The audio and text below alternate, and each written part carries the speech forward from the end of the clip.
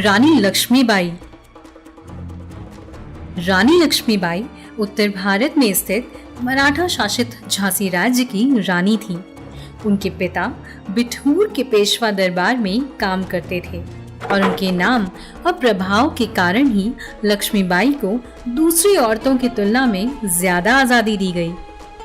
उन्होंने आत्मरक्षा, घुड़सवारी और तीरंदाजी का अध्ययन भी किया था और यहाँ तक कि उन्होंने दरबार में अपनी सहेलियों के साथ एक सेना भी बनाई थी। 1842 में 7 साल की लक्ष्मीबाई का विवाह झांसी के महाराजा राजा गंगाधर राव नेवालकर के साथ हुआ था। 1851 में उन्होंने अपने बेटे दामोदर राव को जन्म दिया, लेकिन लगभग 4 महीने की उम्र में ही उसकी मृत्यु हो गई। बच्चे की मृत्यु के बाद झांसी के राजा और रानी ने आनंद राव को गोद लिया। ऐसा कहा जाता है कि गंगाधर अपने बेटे की मृत्यु से कभी नहीं उभर पाए और 21 नवंबर 1853 को इसी कारणवश उनका देहांत हो गया। उस समय भारत के गवर्नर जनरल लॉर्ड डलहौजी ने ब्रिटिश साम्राज्य को फैलाने के लिए झांसी के इसी दुर्भाग्य का फायदा उठाने की कोशिश की। 1854 में झांसी की रानी को 60,000 की सालाना पेंशन दी गई और उन्हें झांसी के किले को छोड़ने का आदेश दिया गया, लेकिन वो अंग्रेजों को झांसी की सत्ता नहीं देने के फैसले पर अड़ी रहीं।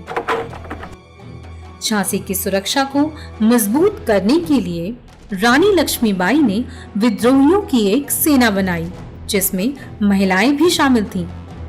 इस महान काम के लिए उन्हें गुलाम गौस खान, दोस्त खान और दीवान जवाहर जैसे बहादुर योद्धाओं का भी साथ मिला। युवा दामोदर राव और अपने अन्य सैनिकों के साथ रानी कालपे की ओर बढ़ी, जहां वह तात्या तोपे के साथ दूसरे विद्रोही बलों में शामिल हो गई।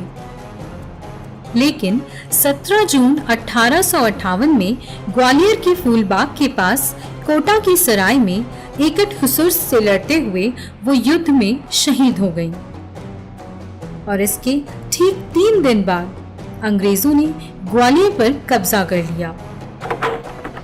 लड़ाई की ब्रिटिश रिपोर्ट में जनरल सर ह्यू रोज ने लिखा था कि रानी अपनी सुंदरता, चतुराई और दृढ़ता की वजह से सभी विद्रोहियों में से सबसे खतरनाक थीं। उनके पुत्र आनंद राव, जिनका नाम बाद में दामोदर राव हो गया, अंत में अपनी मां के सहयोगियों के साथ भाग निकले।